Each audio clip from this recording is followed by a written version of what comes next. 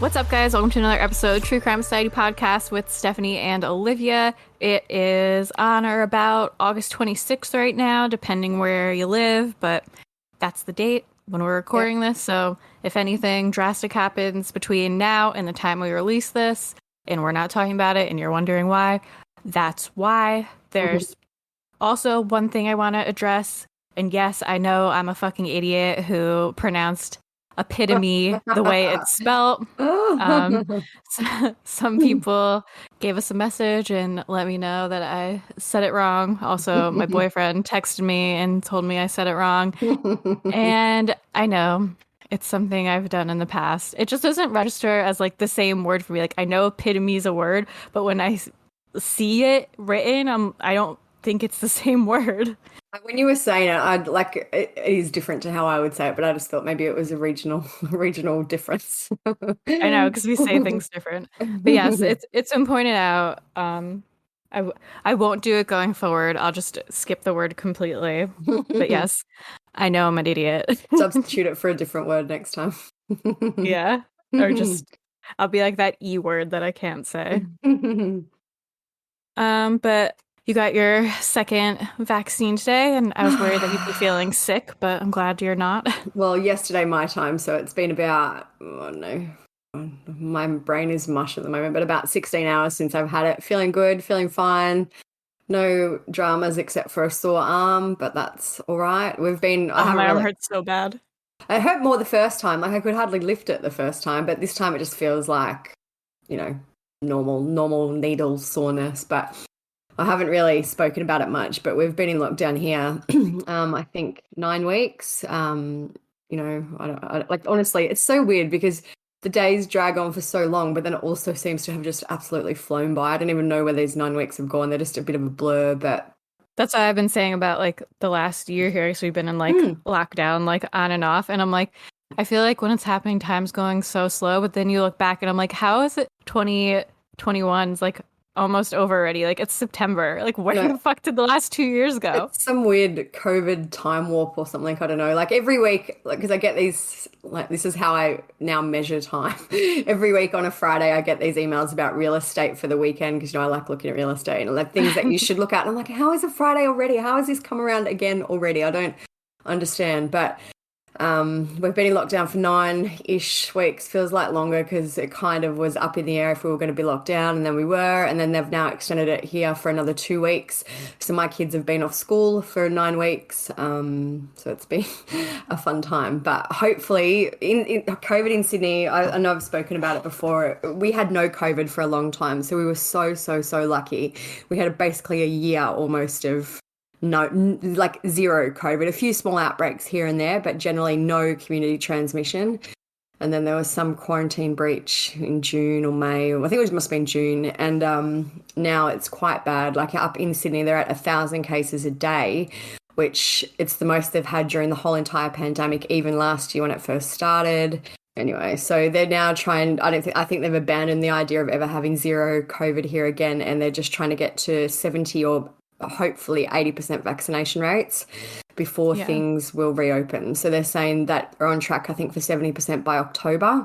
So poor old Sydney is going to be locked down for a long time. Thankfully, I live just outside of Sydney and we've been removed from the Sydney classification for this whole COVID thing. So hopefully if our cases, we don't really have any cases, like maybe one per day, sometimes none, it just depends. And they're all contacts of Sydney people. So hopefully if ours stay low, my kids will be able to go back to school next term. They're nearly on school holidays for their, I guess, spring break, which is good, but hopefully they're due to go back early October. So hopefully, fingers crossed, they'll be back for the last term of school, because our school is calendar years as well, runs February to December-ish, and then they have their summer break from December and January. So anyway, fingers crossed. It's just a bit of a mess at the moment. I know it's a mess everywhere, so I know it's not just us, but it's long story short, I'm glad to finally have been vaccinated, because the vaccine rollout has been very, very slow here. So I'm done. Yeah, it's crazy to think about, but hopefully, I always say it, but hopefully we're on the up and up, but who knows at this point. On to what we're actually here to talk about. Yeah, what you're all here to hear. There hasn't been a ton of updates with any cases really. There is a pretty, well, I wouldn't say it's big, but it's exciting that there's a update with this case because it's been dead for so long, even though really nothing's happened yet. But they have kind of reignited the search or a search in the case for Crystal Rogers. Yeah, so it was kind of out of the blue. Like we've done the podcast episode on Crystal as well. So I think it was now It's Always the Husband generally episodes. It was with the Suzanne one, wasn't it? Yeah, Because we Suzanne. did Jennifer and Suzanne and Crystal and Melissa Davis. Yeah, no, Melinda Davis. Melinda Davis. You know what? Credit to me for even remembering. Do you know what? I was like going to leave it out because I actually couldn't remember till you said what her name was. So anyway, Crystal has been missing from Bardstown, Kentucky since 2015. We won't go into her case here because there's the whole episode on it, but basically her partner at the time, Brooks Houck, was or is the main person of interest. They've done tons of searches for her. The FBI is involved, and it's been kind of quiet up until now again when this week the FBI started a new search in the Woodlawn Springs subdivision of Bardstown. One of Crystal's family members told a news agency that the FBI narrowed down their search for 3 homes in the subdivision to 2 on Wednesday.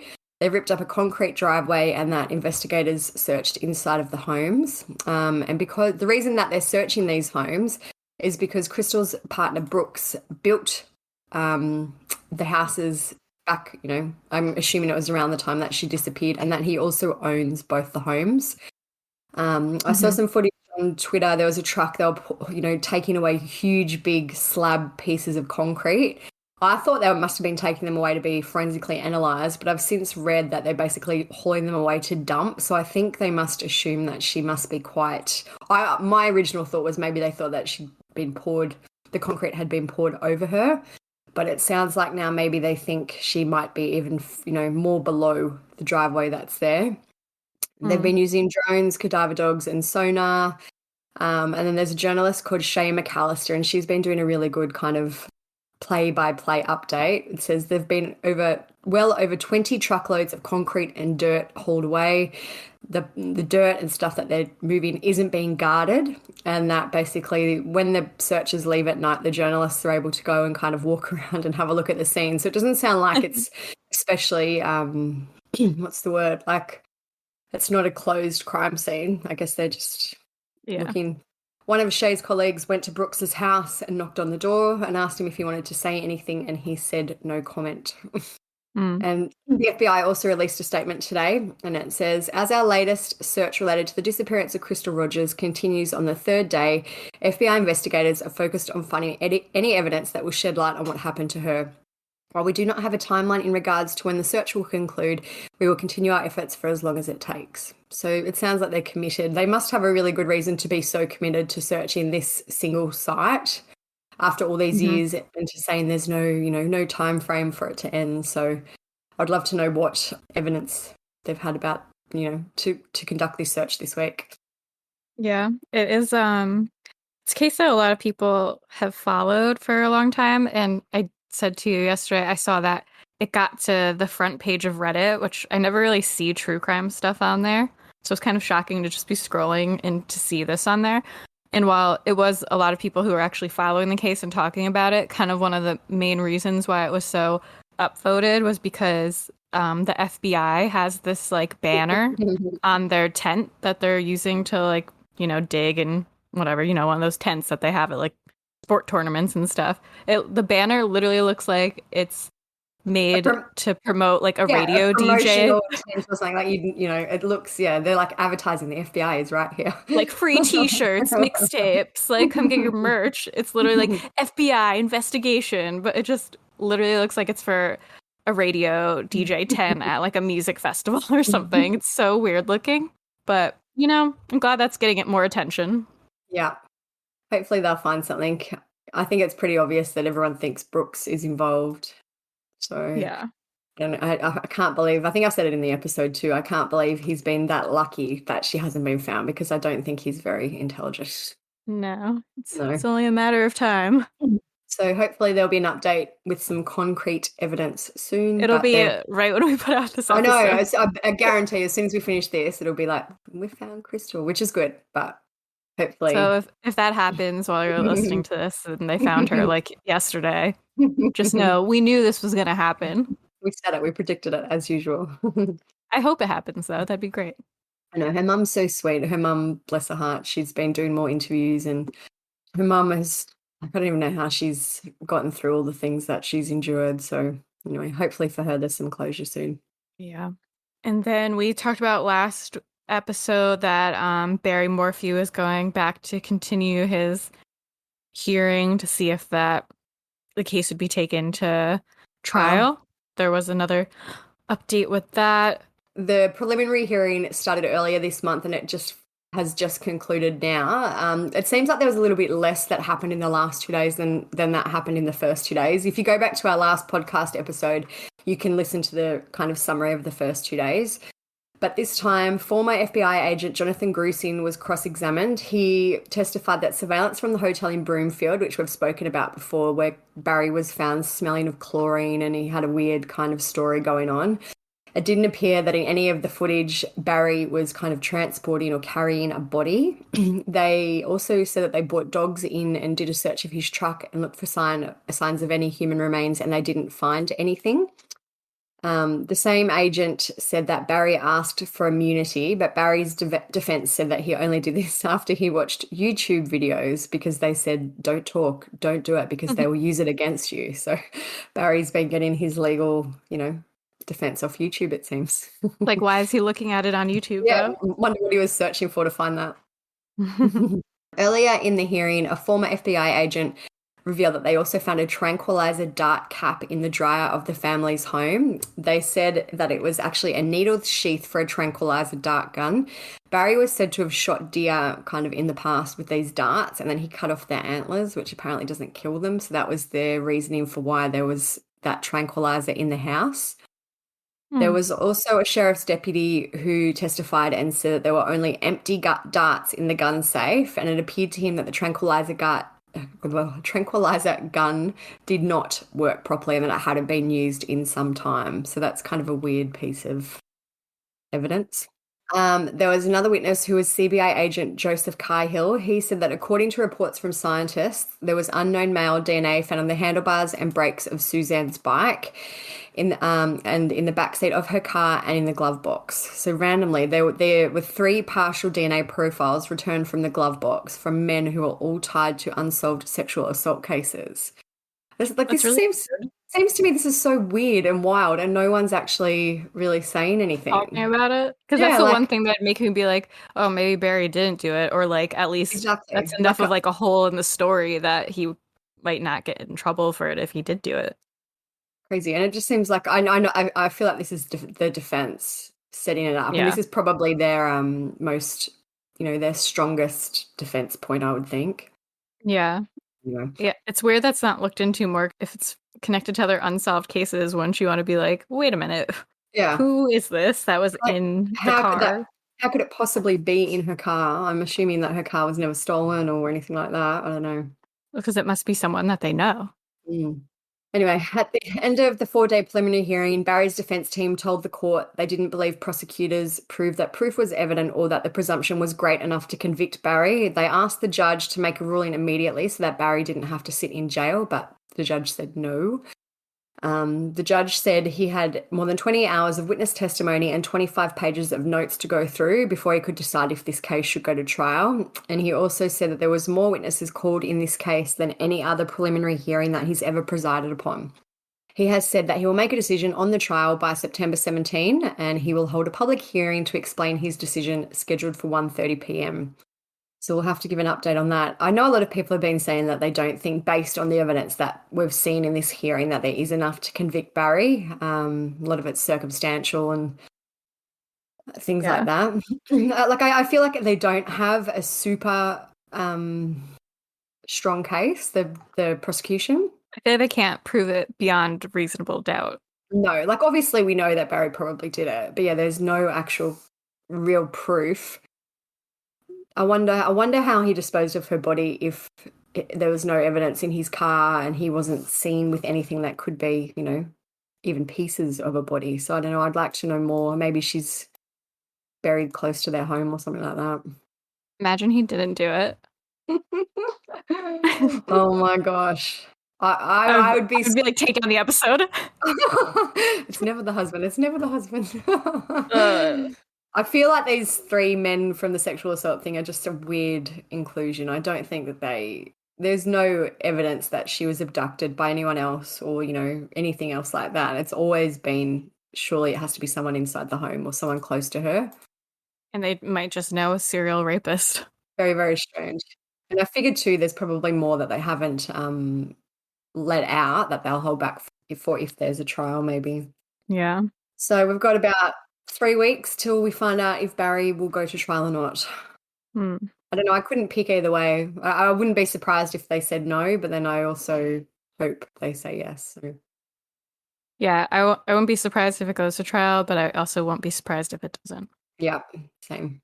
So today we're gonna talk about dads who murder, or deadly dads, as we've coined, because we did an episode about moms who murder, and we did It's Always the Husband, but It's Always the Husband was more about spousal murders. But we haven't done one about dads who kill their kids specifically. So that's what we're going to talk about today. And you found some statistics if you want to go over them.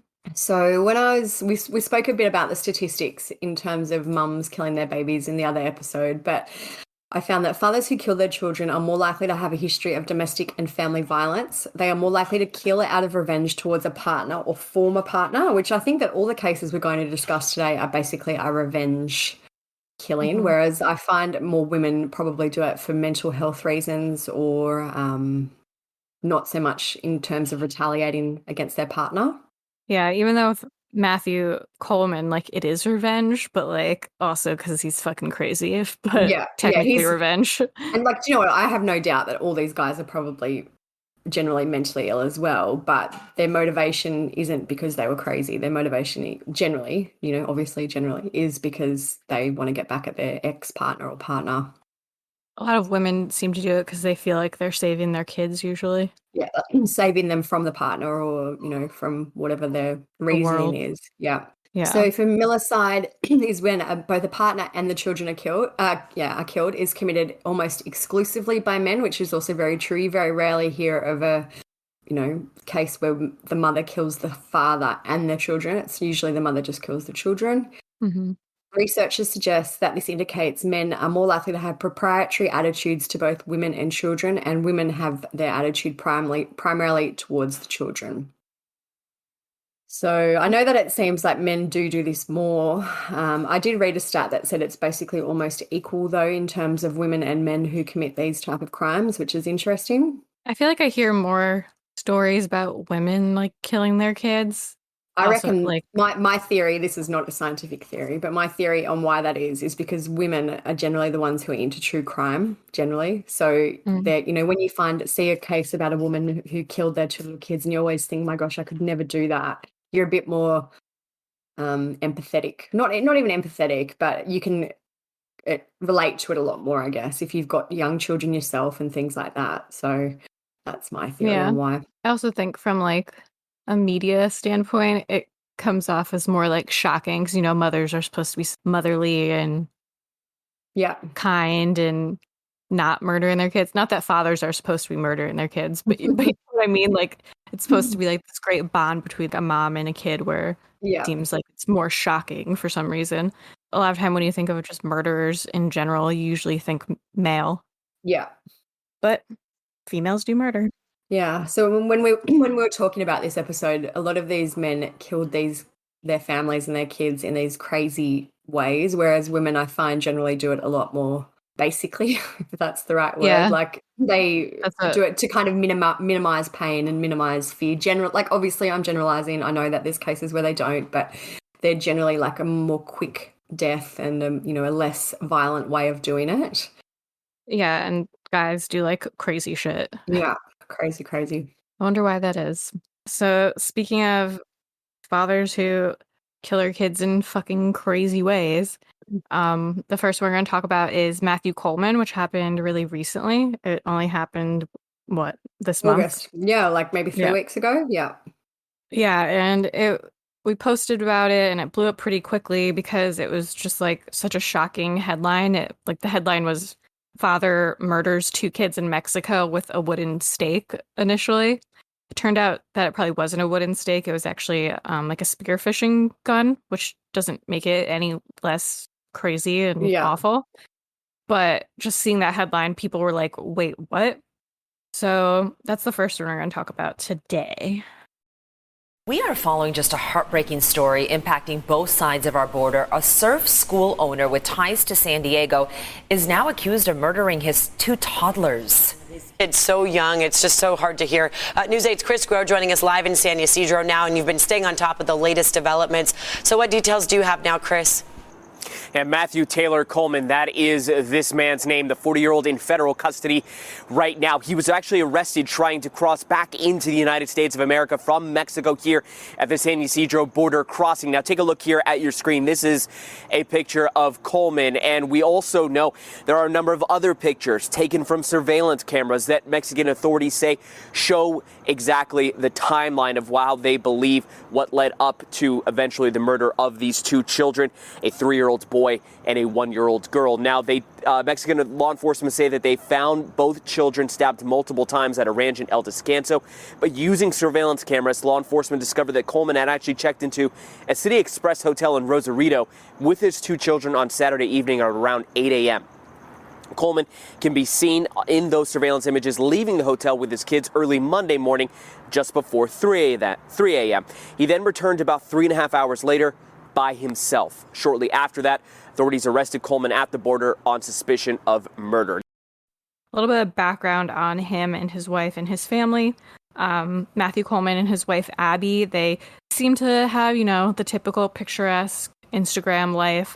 They were living like the California dream. They actually ran their own surf school. He was a surf instructor. It was called the Love Water Surf School. And so, like on their website, it's still up. There's photos of them with all their kids. If you click on the team, it says the Love Water story. It says in 1981, Matt was born to a small business owner, and then it goes on about his life. And then it says, today as experienced educators and mentors, Matt and Abby enjoy finding ways to better lives through surfing, experiential education, and community-based projects. So it goes on basically about how great he is and how family-oriented he is and why they've started this surf school. So it's very wholesome looking on the website. So murder doesn't seem very on brand for them. No, absolutely not. And they had two babies named Kaleo and Roxy. So we took some screenshots of their social media when the story first came out, which we have learned our lesson and basically always try to do now, because as soon as that story starts getting a lot of attention, the social media accounts and things usually get pulled down or posts get deleted. Someone ends up cleaning them up. If you're someone who's nosy like us, always take screenshots as soon as you can. So in an Instagram post they had about the birth of his daughter, Roxy, he made an Instagram caption that seemed a little delusional, and people have since mentioned that like his posts kind of became more and more delusional as in sense of like religion and things like that, like we've talked about in the past, where people kind of have like a wild religious ideology. Yeah. So this is what it said. While waiting for her to come, I kept feeling the sense that she was going to be born at a very pivotal time in history, and that she would represent a dawn or even awakening to years of great blessing for our family and nation. Another picture that came to me was of God reaching down into a riverbed and picking up a small stone, in parentheses, rock. Why? I wonder why he needed to clarify that. Like, we all know what a small I know. stone is. Like, okay. What else could it be? A pebble. Yeah. Weird. But that's like the least weird thing somehow. Examining it intently, just as David had done before slaying Goliath, God examined the stone and was confident that it was just the perfect one for battle. Although it was small, smooth, and somewhat harmless looking, he knew that it would become great when placed into the palm of a skilled hand. My declaration over Roxy Rain is that she has been handpicked by God to slay the giants in the land. It's weird because if one of my friends made a post like that, I'll be like, "What is going on?" But when I read the comments, everyone just thought it was like normal and just great. like praying, blessed. So strange. Yeah, I would think it was a red flag if he wasn't like posting like that normally, obviously.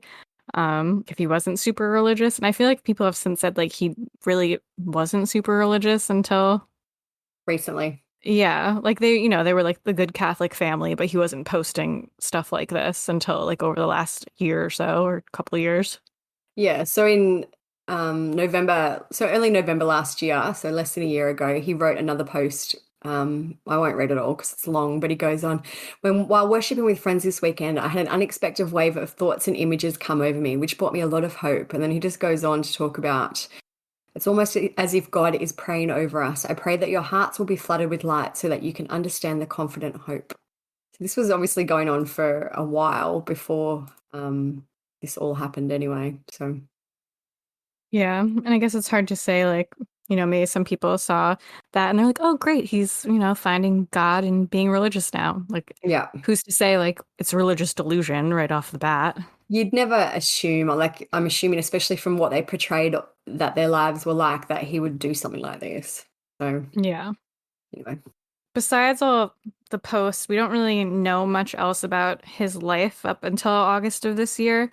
Like, there wasn't any major red flags, like he'd been arrested for domestic violence or was arrested for doing something Drugs or else anything, yeah. wild, or drugs, yeah, or, having like a mental break. Like, there's nothing else that we found that would have pointed to anything like this. Sometimes they'll have past arrests, but nothing was there.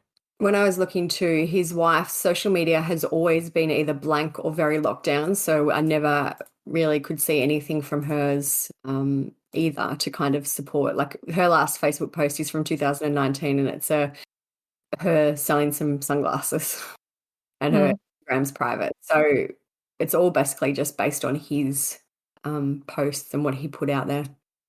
Yeah. It brings us to the actual crime. So it happened on Sunday, August 8th. Abby, the wife, she reported to police that Matthew and the two children were missing, and she said they'd been gone for more than 24 hours and that she was starting to get worried for their welfare because she hadn't heard from them or anything. So investigators discovered that Matthew had taken the children to Mexico without Abby's consent. So the FBI got involved now that it was different countries.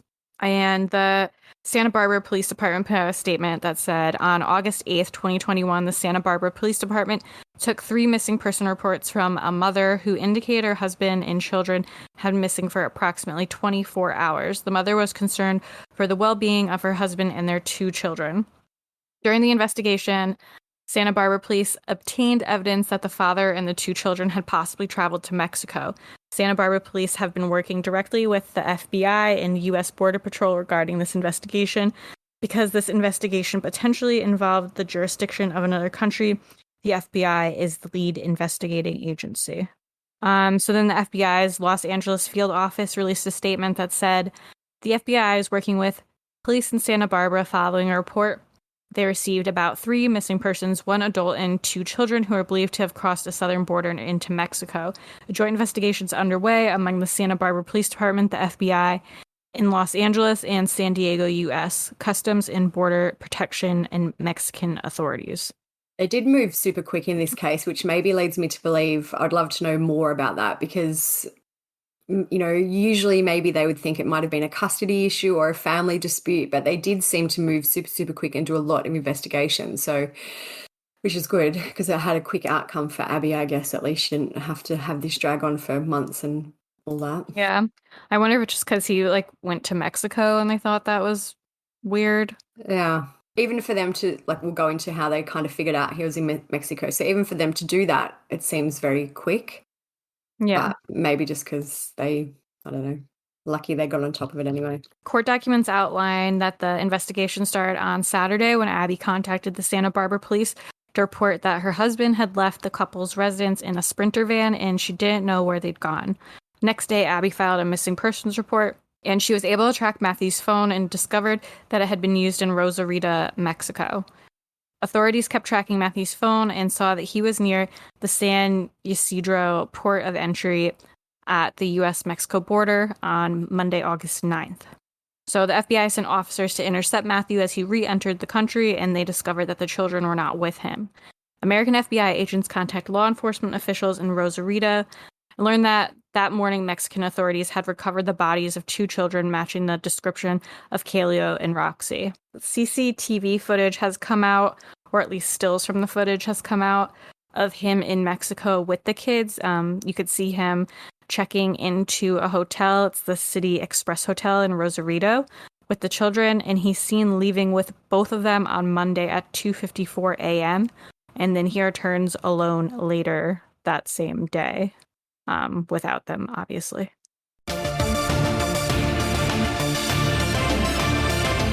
News 8's Kirsten Holmes joins us live with what we've learned about the case today. Kirsten? Hey, I'm here at the San Diego FBI office where in my hand I'm holding the criminal complaint against Matthew Taylor Coleman. This details the gruesome murder of his 2 young children. While in Rosarito, the complaint says Coleman murdered his children using a spearfishing gun into their chests. Coleman said he believed his children were going to grow into monsters and that he had to kill them after he was enlightened by QAnon and Illuminati conspiracy theories. He says he was also having visions and signs that his wife had serpent DNA and passed that DNA on to his children. The court filing says Coleman believed he was saving the world from monsters.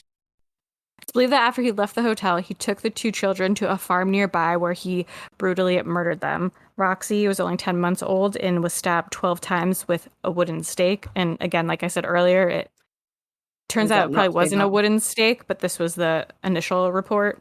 Kaleo, who's 3, was stabbed 17 times with the same weapon. The region's attorney general said that a blood-stained wooden stake was found near the bodies. When Matthew was arrested, he told police that he actually used a spearfishing gun to kill the children and that he moved the spear gun around in their bodies to finish, to make sure the job was done. Yeah. I guess I should have given like a trigger warning. But you know what? It's pretty clear we're talking about kids being murdered. It's not great. I feel like the wooden stake versus the spearfishing thing might have been a bit of a lost in translation thing, maybe. Like, you know. Yeah. Yeah. Yeah, that's what I think too, because it's pretty random. So on August 11th, Matthew was charged in a federal criminal complaint with foreign murder of United States nationals. Matthew told investigators he believed his children were going to grow into monsters, so he had to kill them. He also said he was enlightened by QAnon and Illuminati conspiracy theories and was receiving visions and signs revealing that his wife possessed serpent DNA and had passed it on to his children. He told federal investigators he was saving the world from monsters and that he knew it was wrong, but it was the only course of action that would save the world. So it's a lot. And he also gave his version of events to police. He said that he drove to Mexico with his children in the family's Mercedes Sprinter van on August 7th. He said because he didn't have a car seat, he put the youngest child in a box. On the morning he killed his children, he drove to Rancho del Cielo and pulled off to the side of the road. He used a spearfishing gun, piercing his daughter in the heart, according to the complaint. He said when his son didn't die right away, he had to move the spear around, thereby cutting his hand in the process. FBI agents said injuries consistent with the statement were seen on his hand. After the murders, Matthew moved their bodies about 30 yards away and put them in brush. He then drove a couple of miles and discarded the spearfishing gun in bloody clothes near a creek. And he also said he threw the bloody clothes into a blue trash bin somewhere off the side of the road in Tijuana. It's crazy to me when he says that he put the kid in a box. I have to wonder what was going on because in the CCTV, it looks clear to me that the little kid, the smaller kid, is in an actual car seat. Maybe, but then he says he put the smaller kid, the youngest kid, maybe he didn't have box. like the other piece to the car. You know how like some of them have like another piece that like maybe, or something. Yeah, maybe that's a good point because like the car seat is clearly visible in the CCTV footage. So it's weird hearing a story about a guy who murdered his 2 kids with like a spear gun, and then I'm like shocked over the fact that he put his kid in a box. As like, of course he did. He's the worst. Yeah, why are you surprised about that? I know, but I was just like, rude. So a jailer asked him why he had a Band-Aid on his hands, and he responded it was from hurting his children. According to the FBI, the murder weapon, bloody clothes, and a baby's blanket were recovered by the Mexican police. And the FBI said photos of the crime scene showed the children with large puncture wounds in their chest cavities. According to court documents, the children were found dead in a ditch. Matthew also allegedly took photos of the children after their deaths, and his images matched the ones that investigators had, which is weird. Horrendous. Yeah, it's just. So now he is being held in protective custody in an undisclosed federal prison, and he has not entered a plea yet. So this is one of those cases where like a lot happened very quickly, and now There's not so much is happening. I don't know what the process is now. Like, when does he have to enter a plea? I don't know how it works there, but Yeah, I don't know because it's like international now. I feel like there'll probably be more charges. yeah, well, you'd have to think. Yeah, I don't know, but I don't know how it works. I think it's probably going to be a more drawn out process because it will involve the two countries now. Yeah, I think so too. Hmm. So the man who owns the property where the babies were found, he created a little memorial for them. His name is Roberto, and he said, "Every day since then has been sad. Every day is difficult, and I can't sleep at night. I thank God and pray for the children, so he gives me strength to be able to cope and find some peace. I feel as if they were part of my family.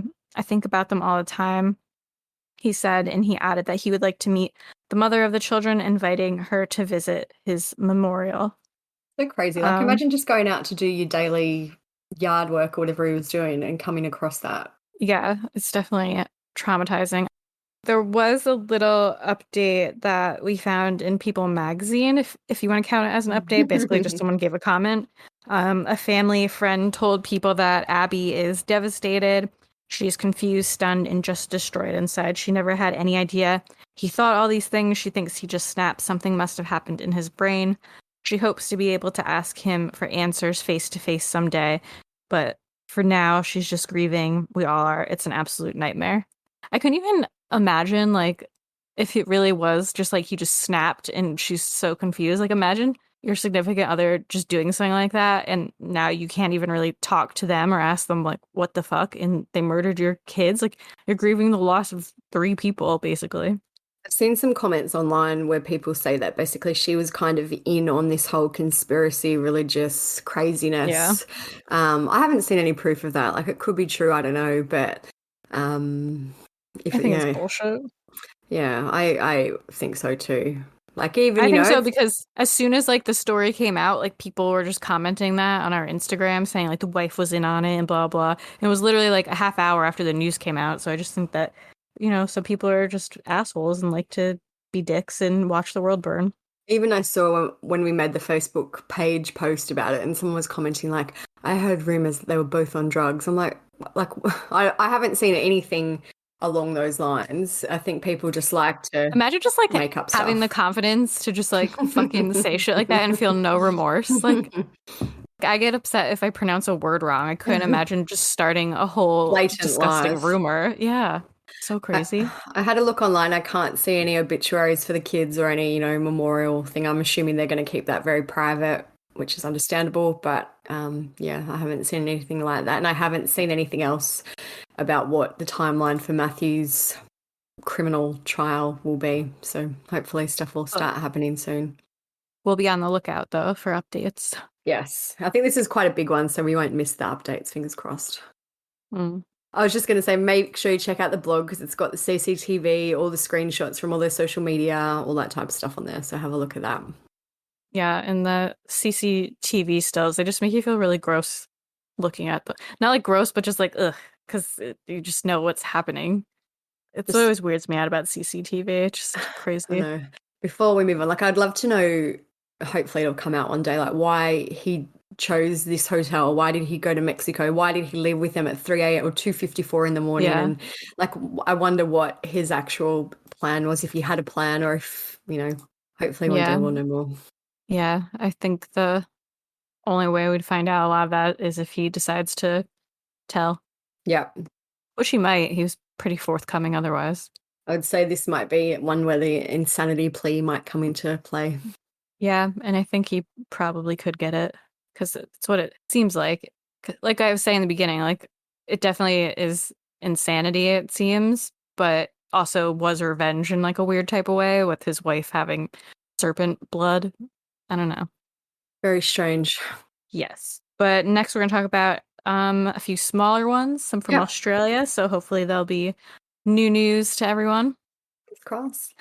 So the first one that we're going to speak about is from April this year, April 2021. Basically, there started reports coming out that a man and a small child had fallen over the edge of the Whispering Wall in the Barossa Valley. So the Whispering Wall is basically a retaining wall of a reservoir. I looked it up and it says built between 1899 and 1903, the dam was a revolutionary engineering feat for its day and attracted attention from all over the world, even making its way into the pages of the journal Scientific American.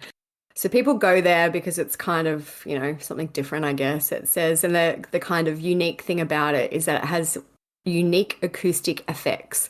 Words whispered at one side can be clearly heard at the other more than 100 meters away. Children in particular love visiting the wall and testing its abilities. Have you ever, you've been to New York before, right? You said? Yeah. In Grand Central, there's like a hallway where you can do that with like the four corners. You can whisper in one corner, and if your friend stands in like the opposite diagonal corner, you can hear it. So people always do stuff like that. It must be similar. I think I went to Grand Central, but I don't think I knew that. Oh, well, next time you come back, I'll have to show you. One day. So the wall is about 36 meters or 120 feet high. So it's a fair, drop. Mm-hmm. It soon became clear that though this was no accidental fall, there was a police call at the time and it was marked down as a psychiatric call. And basically we learned pretty quickly that a man called Henry Shepherdson put his 9-month-old daughter Kobi in a baby carrier on his chest and he purposely stepped off the edge of the wall. The South Australian Police released a statement. It's really long. I'll put it on the blog. But basically it says, police and emergency services were called to the Whispering Wall after witnesses reported seeing a man with an infant in a child carrier jump. The child was actually alive when they got there, but she was unresponsive and they were given she was given CPR but died at the scene. And it says, although a formal identification has not yet been completed, police believe the man to be Henry Shepherdson, aged 38, and his daughter Kobi, aged 9 months. Early investigation has shown a history of domestic violence between Henry and the mother of Kobi. No one else is being sought after the deaths. It's 2 days since 9-month-old Kobi Shepherdson died at the hands of her father at the Barossa Valley's Whispering Wall. As the community has grieved, So I'll come down and put some flowers for young Kobi and just give a bit of tribute and let, people know that my heart's going out to this poor young child and the family. court documents have shed new light on her father's violent past. They show Mr Shepherdson was arrested just 5 months ago for assaulting, falsely imprisoning and threatening to kill Kobi and her mum at their home. Police opposed bail, noting serious concerns about a history of violence in WA and his attitude toward his partner. Authorities were also worried the 38-year-old might obtain a firearm and hurt the victim or flee interstate, given previous Western Australian bail breaches. Documents show those charges were dropped in March this year. They don't explain why. But Mr Shepherdson's clear history of violence has once again amplified calls to reform a system and a society that allowed this tragedy to happen. There's not a whole lot of information on this one. If you go to Henry's Facebook page, is surprisingly still up. His last post was made in November last year, and it's a video of the little baby, and it says, "My little girl, my heart is so full. Kobi Anastasia Isabel Shepherdson." And there's obviously all the comments underneath since about what a jerk and what a pig he was. He posted a lot about his daughter. They named her after Kobe Bryant. And then there was also one interesting post, I'm just scrolling down to it now, where he talked about child protection. It was September 3, 2019, so a little bit before this all happened. But he posted National Child Protection Week with a heart. Aww. So that did not age well for him. No. So anyway, people are still posting on his thing about, all his, indiscretions and his violent past and things like that. So there's some videos of Kobi that I'll put up on the blog and things like that. So that's a very, very short, quick one, but just another crazy example of what a terrible way to kill. Well, anyway, is going to be a terrible way to kill anyone, but imagine just doing that with your baby strapped to your chest. They're just very obscure ways to do it. Yeah. I wish we knew more about the motivation. I say that all the time, I know, but I'd love to know more. All right, so the next one is another Australian one. Unlike Henry's case. There's a lot of information about this. There's actually been a coronial inquest on this one that's over 300 pages long, so I'll link it on the blog. It's some very sad and interesting reading. Late afternoon in July 2018, a horrific crime was taking place in Sydney's leafy northwest. There's been a deadly shooting a short time ago in Sydney's northwest. The ambulance service has confirmed 2 people are dead.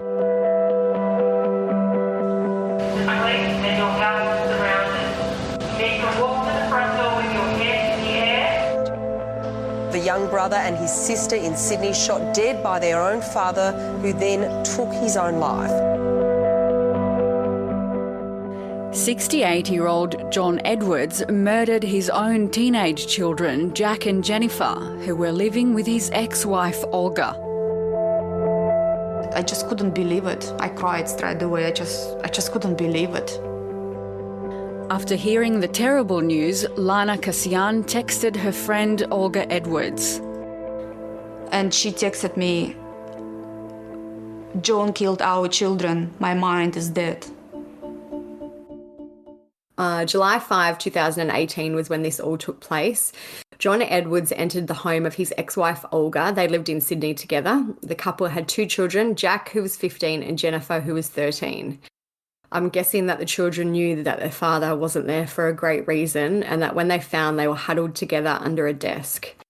He murdered them with a semi-automatic weapon that he'd recently purchased. When he left the property, some witnesses have said he kind of skipped down the steps as if he looked happy and drove to his own home. He took his own life.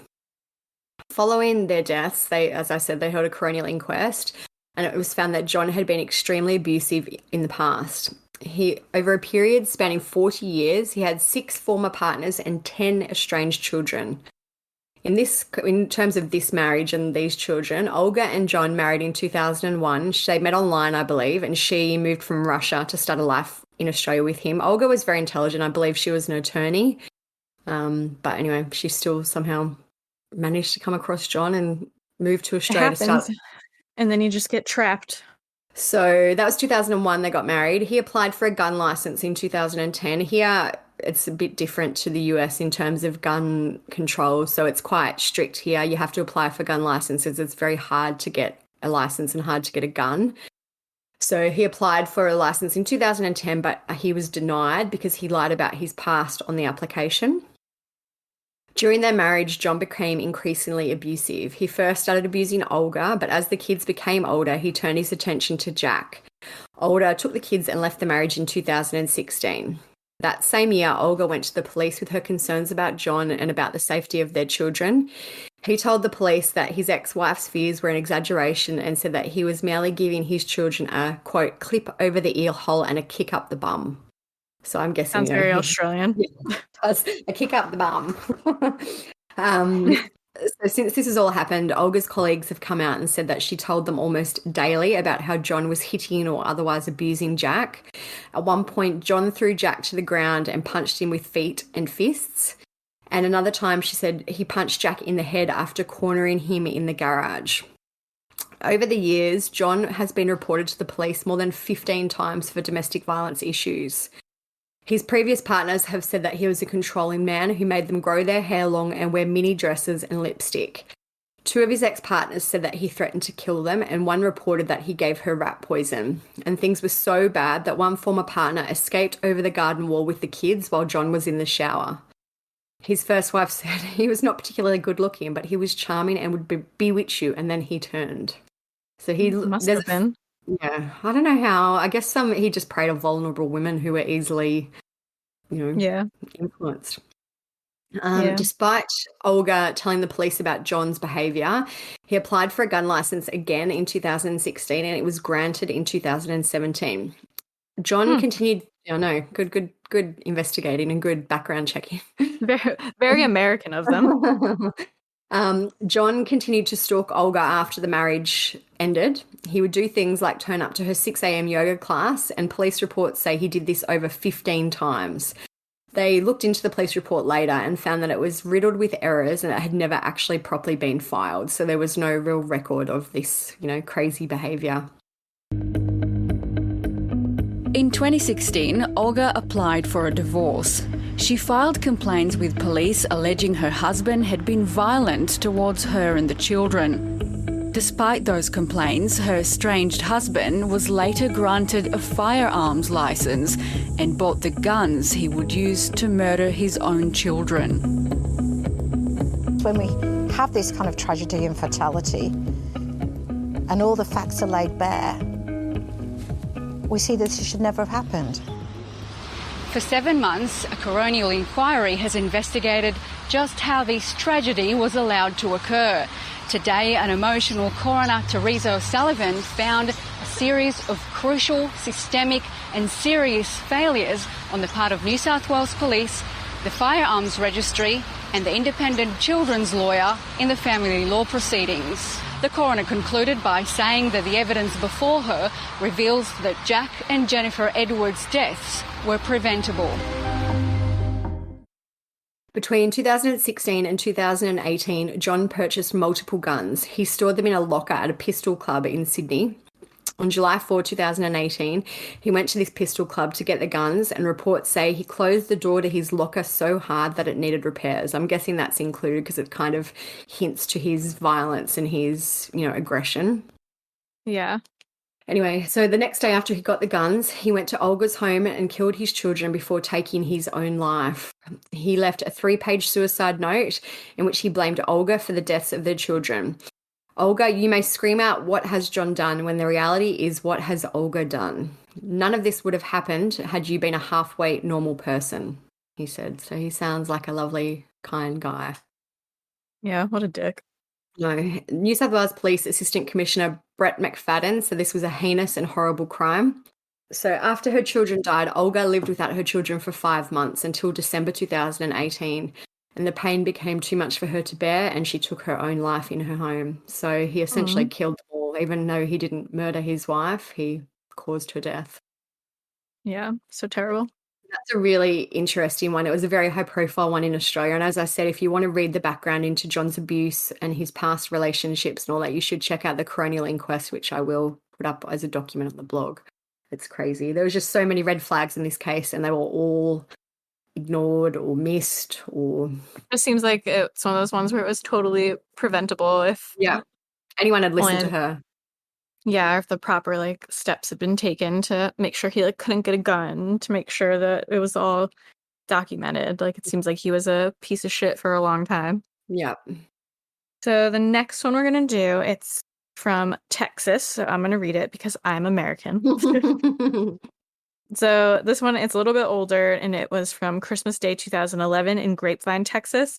The Yazdanpanah family had just opened their Christmas gifts around the tree, and around 11:16 a.m., Sergeant Roger Eberling said a female victim sent a text message to a friend indicating the family had just exchanged gifts and that one of the families had dressed up as Santa.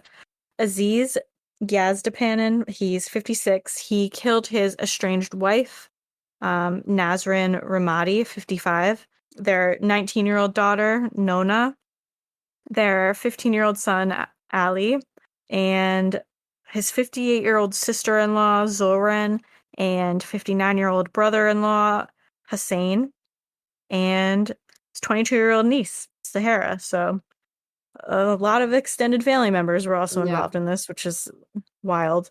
Aziz was the one who had dressed up as Santa to give out the gifts, as it turns out. Minutes after the initial text, police received a 911 call, which initially sounded just like silence. But after listening to the call again, police could hear someone with a raspy voice saying, "Help me." He said the caller sounded out of breath, and the call went dead after 15 to 20 seconds. Grapevine 911, where is your emergency? Hello, Grapevine 911. You need help? Are you sick? What was that? Do you need an ambulance or police? Hello? One moment. I'm just getting heavy breathing on the phone and I need someone to talk to me, so please send both. So police arrived within minutes, where they found the bodies of all 6 victims and the gunman. 2 handguns were found among the wrapping paper and Christmas tree. The family had allegedly been having some financial troubles in the lead up to the murders, and Aziz had recently filed for bankruptcy. And it's also been said that he was pissed off that his ex-wife was doing so well for herself. So again, a revenge scenario. When you see the photos of them, they look like a very, I don't want to say wealthy, but do you know what I mean? Like they look like a very normal family, like Put together. Yeah, like he's wearing a suit in some photos. Like they look like, people you would see in your community. I can imagine this must have been such a shock to everyone. Yeah, it sucks that there's no like real answers, I guess. Yeah. Obviously, there's tons of cases that are much bigger profile than the ones we're talking about. Obviously, Tony Tote, who we've talked about, we have an episode on. We bring it up here and there. I feel like we bring him up every single episode. I think so too. There's always a reason to bring up Tony Tote. If it's about the dog that died, or the dog, the Benadryl. But I'm sure everyone knows at this point he murdered his kids, his wife. He gave them a bunch of Benadryl, and then they were left in their house dead for a few weeks, and people thought they were missing for a while. He also murdered the dog in Celebration, Florida, the town of Disney. Very happy. And of course, Chris Watts, who murdered his wife Shanann and their 2 kids, Bella and Celeste, and left their the 2 kids left their bodies in an oil tank. Shanann, he left her in a shallow grave next to the oil tanks, and it was all suspected because he had a girlfriend, was having an affair. So we all know that one as well. Another one that we weren't going to include initially, because we have talked about this in a past episode, but it was one of our very early on episodes I might have taken down, as one about the Baxter family, which is Australian. So our Australian podcaster is going to talk about that one a little. So this, again, was another really high-profile one in Australia. It was last year, February 19, 2020. An act of family violence has left 3 young children dead and a mother in a critical condition after a horrific car fire at Camp Hill in Brisbane this morning. Their father, former NRL player Rowan Baxter, also died at the scene. Police say he had stab wounds. His wife Hannah is fighting for her life after escaping the burning vehicle. She had been allegedly doused with petrol moments before the car exploded. And a warning, the content in this story may distress some viewers. A devastating morning for emergency services that rocked a quiet suburban street. The 3 little children didn't stand a chance. It's a horrific scene. It will be a horrific thing for emergency services, police, fire and ambulance to deal with in the coming days. The father has been identified as former New Zealand Warriors player Rowan Baxter. His children, Lena, Aliyah and Trey, aged 6, 4 and 3. And their mother, 31-year-old Hannah Baxter. Witnesses say she was heard screaming for help, shouting she'd been covered in petrol moments before the car burst into flames. She had severe burns to a significant part of her body. She was treated for those burns. We secured her airway on scene. Only alive because she was pulled from the driver's seat while still on fire. We did all we could, but it was confronting. Hannah Baxter, her maiden name is Clark, and that's how she's kind of now referred to, which is no surprise after this, but I'll just call her Hannah Baxter to start with. She loaded up her car to take the kids to school in Camp Hill, which is a suburb near Brisbane in Queensland. Hannah was separated from her husband Rowan at the time. They were originally married in 2012, and they had 3 children, Aliyah, who was 6, I think it's Leanna, who was 4, and Trey, who was 3. So reports have since come out that Rowan was physically and emotionally abusive to Hannah and the kids. I know they'd owned a gym at some point, and he just didn't seem like he was on a real downward spiral when this all happened. In 2019, he'd been subjected to a domestic violence order, which is abbreviated to a DVO here, after he kidnapped the oldest child, Aliyah, in 2019. He rejected his lawyer's advice of mediation and refused to sign a consent order, which Hannah actually offered to him, which allowed him 165 days of custody a year, which seems pretty reasonable to me. It's almost, like more than half. Yeah. Right? Am I doing half right? No, I think it's a little bit less than half, but it's still a decent amount considering, some parents get the kids on weekends or whatever. It seems like it would be a little bit more than that. It's still almost half. Yeah, it's a Yeah. little less. So this DVO though was varied in January 2020, which returned Rowan then had full access to his children again. So this is just another thing where it's kind of back and forth through the system. Nothing is really happening, even though there was this evidence of this abuse and this, kidnapping and parental alienation and things like that. The couple did finally go to mediation, and Rowan again refused to sign the consent order, which would lock in custody of the children. He subsequently signed a parenting agreement that gave him the same level of access, but it wasn't legally binding. So I don't know what was going on with that. But this access was revoked in February, so right before the murders, when police charged him with breaching the DVO. So anyway, back to February 19. Hannah was about to drive off in the car and take the kids to school. Rowan ambushed the family. He jumped in. I'm assuming he poured petrol all over the kids as they were buckled into their car seats so they couldn't get out, and he set them all on fire. He also set Hannah on fire. The children all died in the car, but Hannah was able to escape the vehicle, and she was actually coherent and was telling people, I believe, what he'd done and who he was. Rowan caught fire too, but he got out of the car and he attempted to stop helpers from putting out the fire. So he was a real asshole right to the end.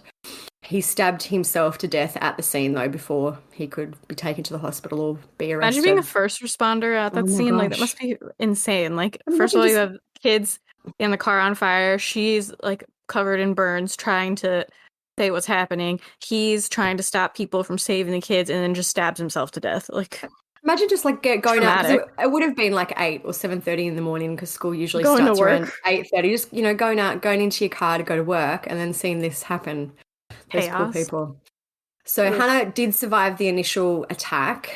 She was taken to hospital with burns to 97% of her body, and she died later that day in hospital. So since the murders, Hannah's family have established a foundation called Small Steps for Hannah, which is in honour of the kids. And the charity says that it aims to put a halt to the incidences and severity of domestic and family violence in Australia. So I know that in a little a park near where they lived, they've made a reserve called Hannah's Place, and it's got a sign, a shade shelter and trees. And they opened it on September 8, 2020, which would have been her 32nd birthday. Hannah was named as one of Marie Claire's magazine's Women of the Year in December 2020. And this is because the issue of coercive control was kind of brought forward by her death. yeah. So that is a horrendous one. Like would be such a terrible way for them to die. I don't remember, I remember we had talked about this, but now that time has passed, I don't remember exactly. Weren't people trying to, give her a hard time, or were being judgy because she, was able to get out of the car or something? And, Yeah, they're like, surely, like, why didn't she try and get the kids out of the car, and why didn't she of save course the she did. kids? And I'm like, she had burns to 97% of her body. Like, I'm pretty sure she was still on fire when she got out of the car. So, Yeah. And the car was basically like a bomb. Yeah. It exploded. I can't even imagine, imagine the shock you go in. I know this is not comparable, but, if you have a minor car accident or something, and you feel shocked, Yeah. you go into, imagine the shock that she would have been feeling with this. She wouldn't have even been able to comprehend what was going on. Yeah, for sure. And imagine being someone who's gonna judge a woman who was just lit on fire by her partner and is covered in burns to 97% of her body. You're gonna be like, if I was in that situation, no, I would have. you You wouldn't have been able to do. stop me from getting in the car and getting my kids Yeah. out. I'm like, And their fucking high horses never cease to amaze me. probably the same people who wrote that stuff about Abby Coleman. She definitely knew she was definitely on drugs. For sure. Everyone's Same always type a of people. warrior when they're behind a keyboard and they don't actually have to say it to anyone's face. Yeah, for sure. It's gross. So they're the main cases, I think, for today. Obviously there's a lot more, but there are some that we picked just to highlight the issue of dads going a bit nuts sometimes. Yeah, we gotta be fair. We got moms who murder. We had to have deadly dads. And I think we're going to do kids who murder soon, maybe. Yeah, eventually want to do kids. Hopefully we'll be able to think of some original ones that haven't been covered a ton of times by other podcasts. So if you guys have any ideas for those, let us know. But I think that's really it. We've been having some technical difficulties this episode with the server that we use. So if anything sounds kind of crazy or it seems like there's audio missing or something, I apologize. It was acting up today. So fingers crossed, hope for the best. We had some nice reviews this week as well. We're not begging, we're just letting you know about the nice reviews. Catherine wrote, I typically loathe podcasts with conversations in them, but the chat between Stephanie and Olivia is clearly not scripted, which you can tell because we always talk over each other.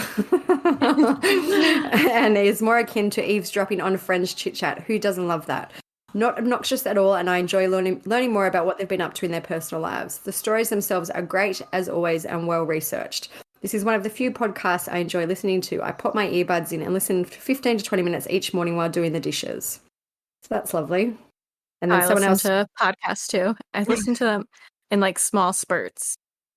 And I was thinking the other day, I'm a great podcast listener because I listen when I go to sleep. So I have to listen about 5 times because I fall asleep before I hear the whole thing. So you're like half the downloads. Yeah, 5 downloads from me. And then Liz wrote, the podcast is pretty good. I enjoy the storytelling. So that was lovely. Very nice of them. So thanks. Yes, thank you. We'll just end it there before Craig decides to stop fucking working. Yeah, fingers crossed he got most of the content this week.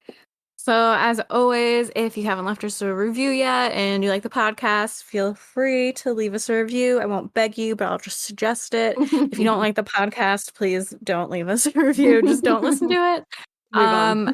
Like we mentioned earlier, we'll have the blog up for this episode with all the pictures and videos and clips and everything you could want. The inquest, that's like 300 pages long.